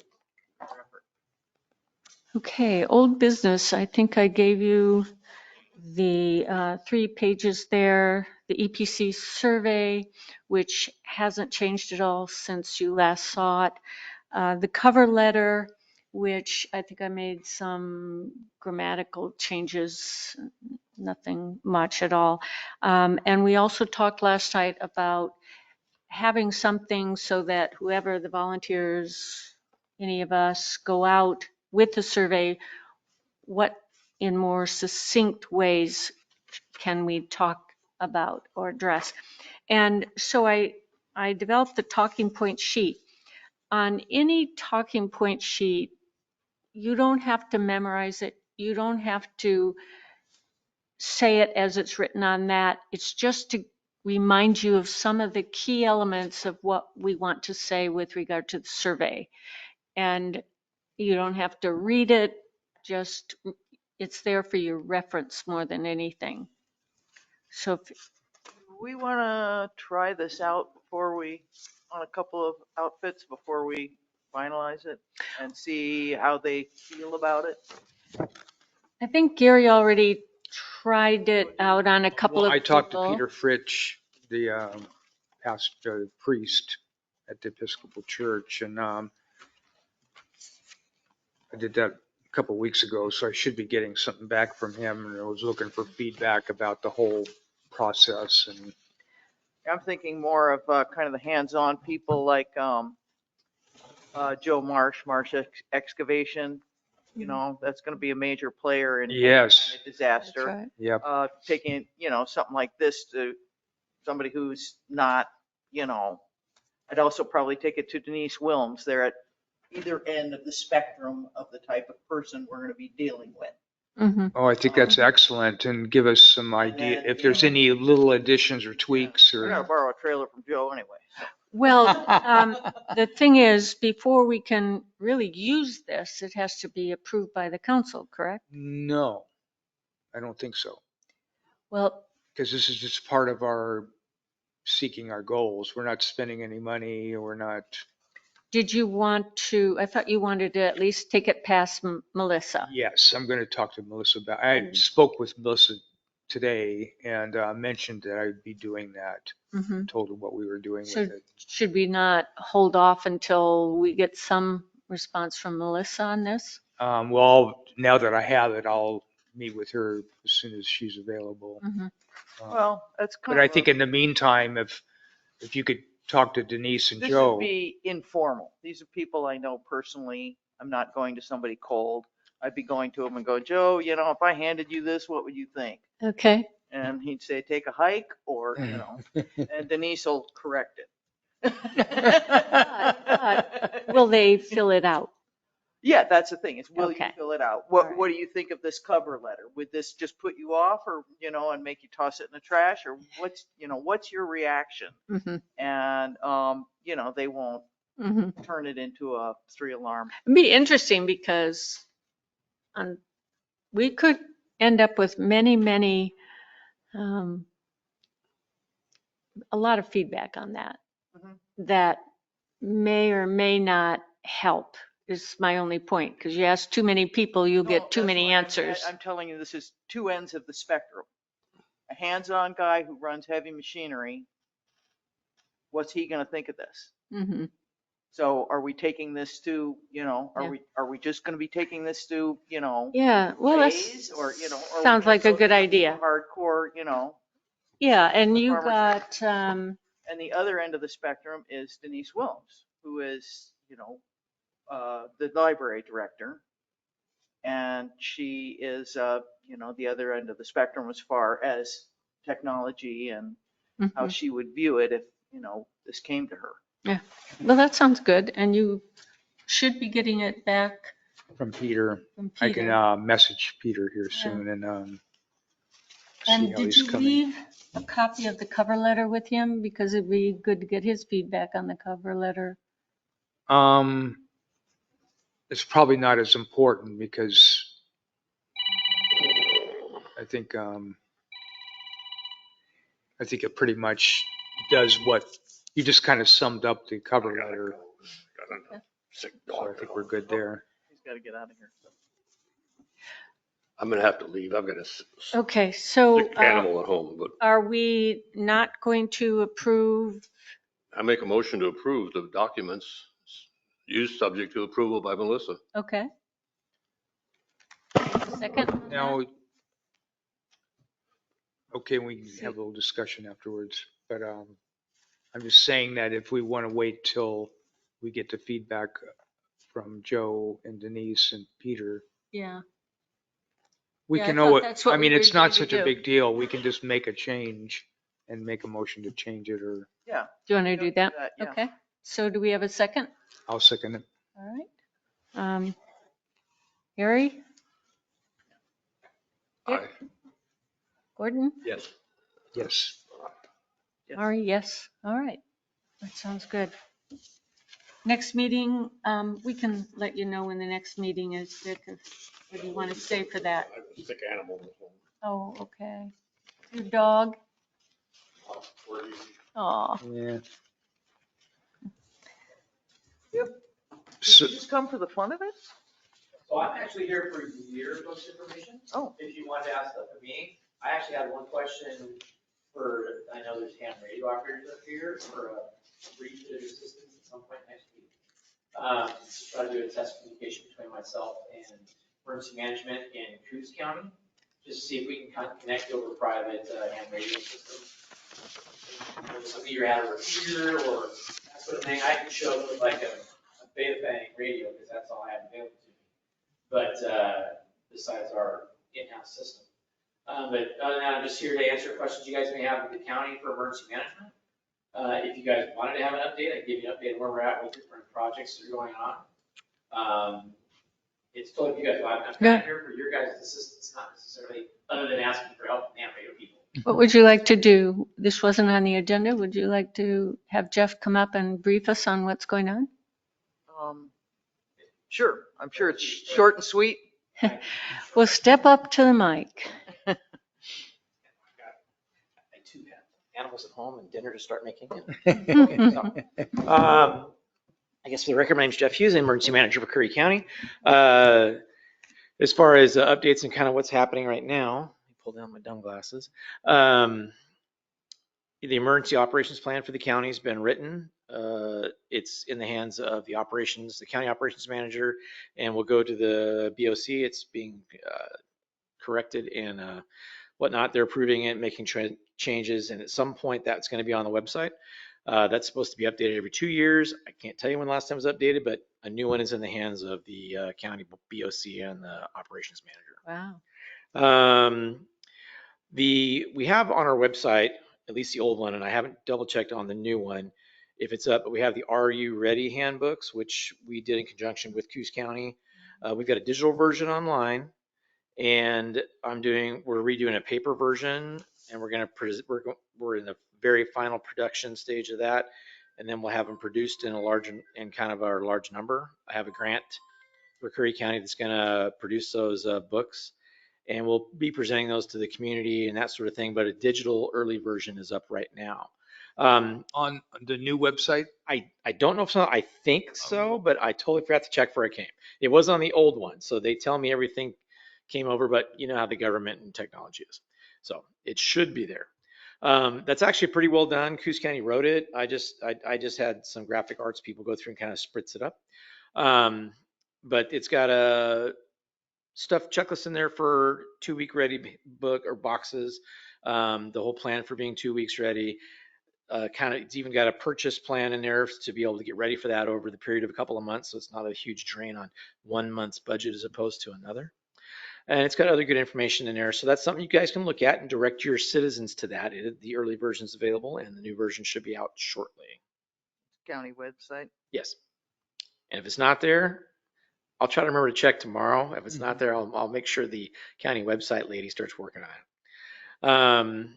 Our evacuations plan, Gary and Dick were at that meeting with us yesterday.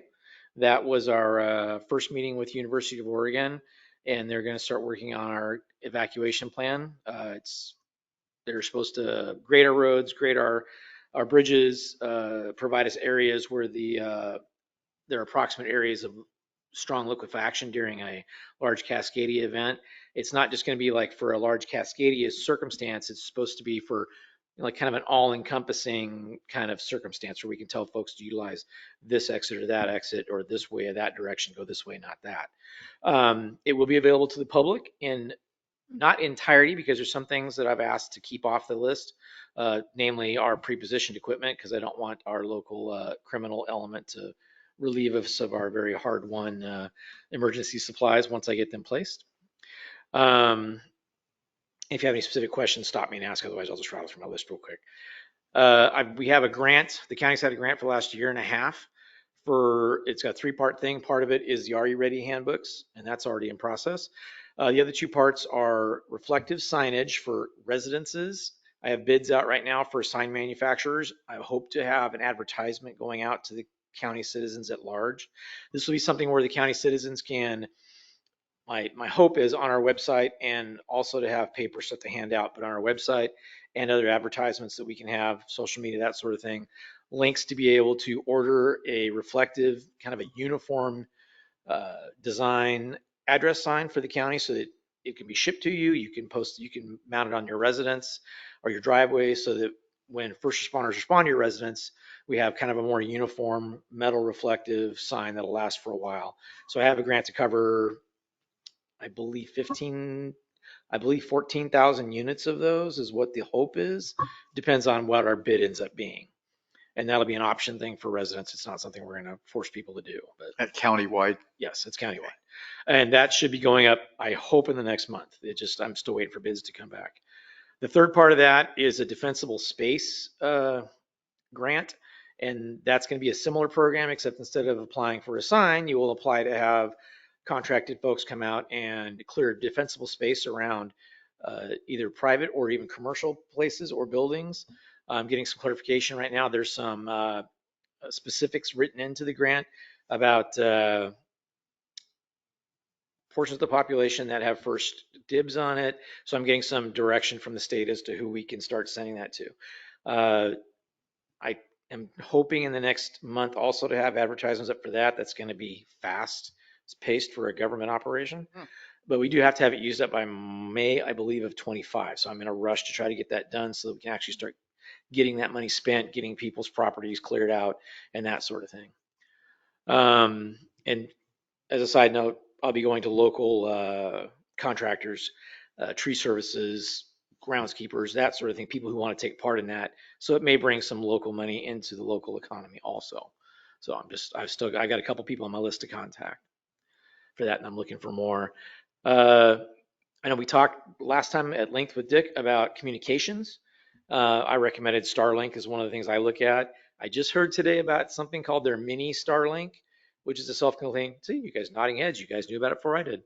And that's just a Starlink system. It's about the size of a laptop, and it appears to be completely self-contained and Operates 12 volt, the modem's right inside the antenna itself. boom, see, he's the salesperson for it right Whole there. thing's there. So anyway, I'm looking at one of those actually for, I'll be looking at one of those for myself personally because I like to be able to communicate. What But do they it's- run?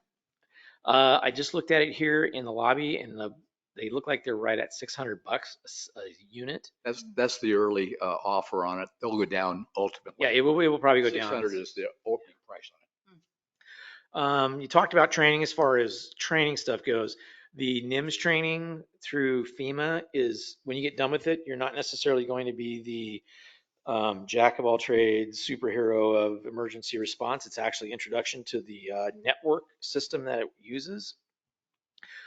But you can get series 100, 200, 700, 800. Well, they have them all online, but those are the 4 introduction ones that FEMA recommends that all entities that are involved in this, like first responders, law enforcement, entities like yourselves, would get. And that's stuff you can get online. It's maybe not the most dynamic training. I've twice now, and I don't really want to do it a third time. But once you get the certification for it, it's something you have, and then you start looking at deeper training from there. But it is basically just introductions to the frameworks of the different types of stuff that FEMA has. There's nothing in there about rebuilding bridges or making bread out of sawdust or stuff like that. It's just the groundwork to try to get that stuff put together. On the other note of training, which is kind of my thing, I've been a trainer for my old job for a long, long time. I do a lot of stuff by YouTube video, looking at different types of, and everybody cringes when you say the word, the prepper thing. So to make it sound better, you can say homesteading, because it's about the same thing. It just sounds nicer. But there's different videos online. Some are, if you watch them, you can make your own determination as to who you want to kind of pay attention to.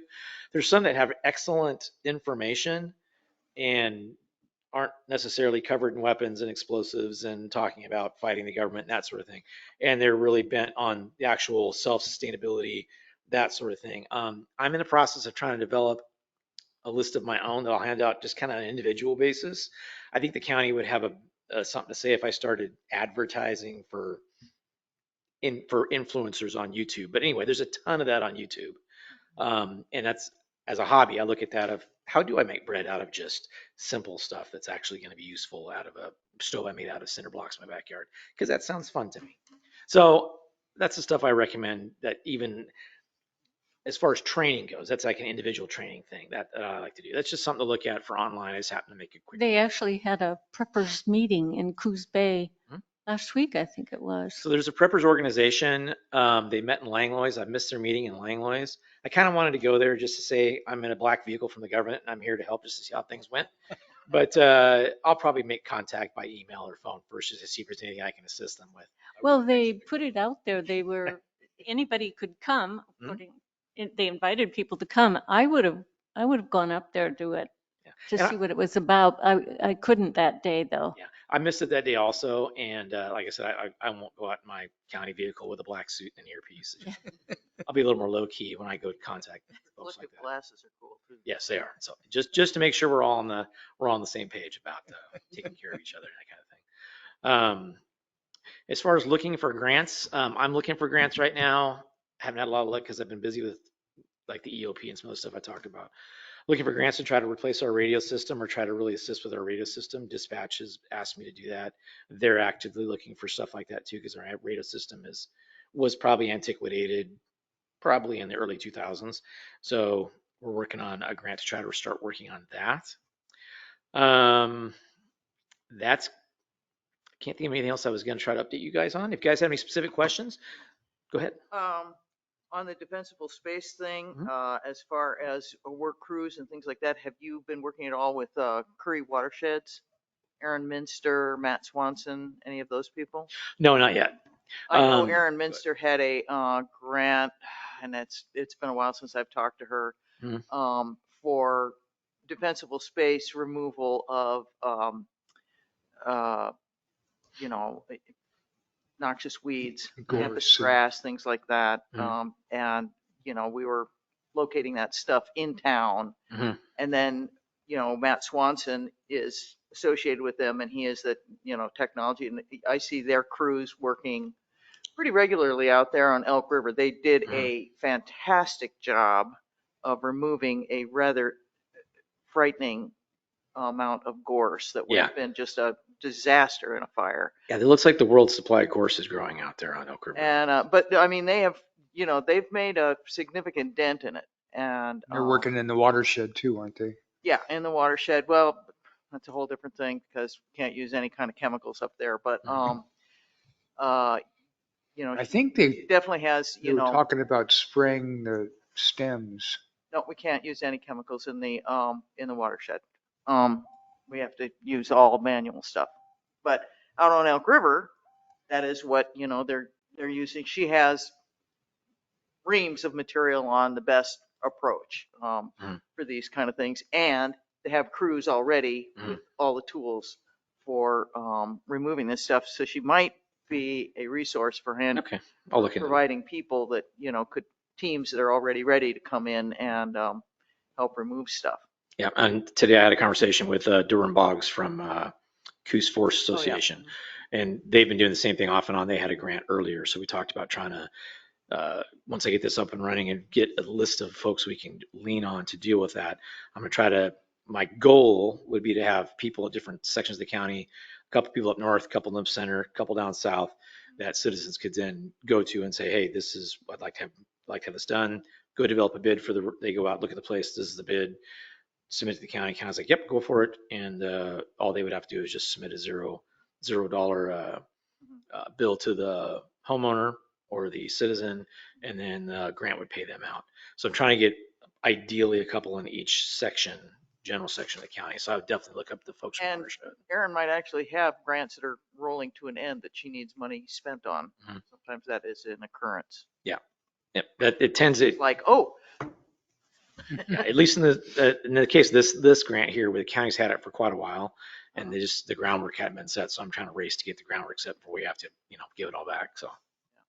I wonder if there's any kind of way of getting a survey for the community, different parts of our community as to what would make it safe, and then to see how big of a thing that. well, that's actually what she was doing. She was surveying for invasive species that were also fire hazards.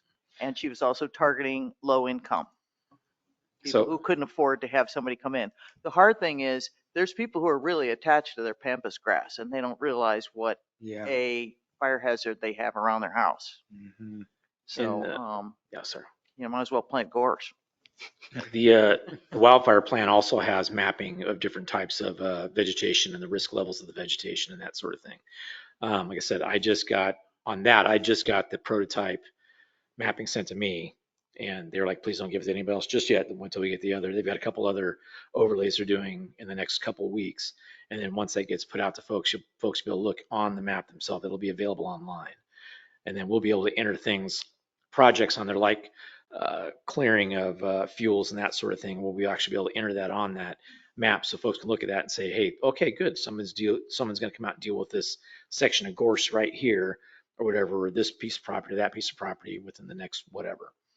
So that's one of those things that should be coming online. I'm gonna say a month and a half. Like I said, I do have the prototype, but there's more stuff to put into it. Sweet. Very good. That was all I had. Thank you. Okay. Is that it? That's all I had for my update right now. My schedule is going to be kind of hit and miss over the next couple weeks, but if you need anything, give me a call, email me, flag me down when you see me in town. And then if someone who's a ham person wouldn't mind giving me their contact information, I would love to contact them and Your guy. see if they could assist us with making a quick phone call to Coos County. But that's up to you guys. Yeah. here- Again, I'm from the government. I'm here to help. I'm Mhm. not going to force you to do anything. So. Definitely. Thank you, Jeff. Would it be okay if I put you down on our regular agenda as updating? I mean, you may or may not be here, but then, Yes, if you want to do that, that's fine. My goal is to try to be at all your meetings. I missed the last one because of conflicts, schedule conflicts. But my goal is here in the next, now that I've got a kind of a foothold on the stuff I'm doing in the office, get that done. My goal is to be a regular at your guys' meetings, at Harbor's Fire Board meeting, the chief's meeting, that sort of thing, so that I'm there to try to answer questions and get information from you guys. okay, Perfect. that sounds great. Thank you. Yep, no problem. Yeah, really appreciate it. Yep, all right, well, thanks for having me. Larry's your guy for contacting the ham people. Yeah. Excellent. Maybe I get a phone number from you if you don't mind, or email, whatever. Card already. What's that? I already gave you my card. Okay, that's right. It's Harry. Gotcha. All right, so I will get with you here pretty quick. So, okay. All right, thank you. And we haven't determined the next meeting because it's No, around. we haven't. Did we have any commissioner comments, input otherwise? Okay. Yes, the next meeting. So the fourth Thursday, It's Thanksgiving. yeah, is Thanksgiving Day. Yeah. Let's see here.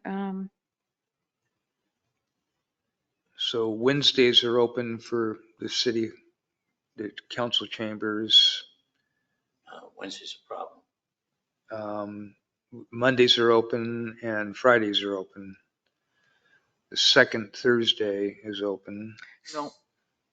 Fire board. So are you still talking November, right? Yes. Okay. I can do Mondays.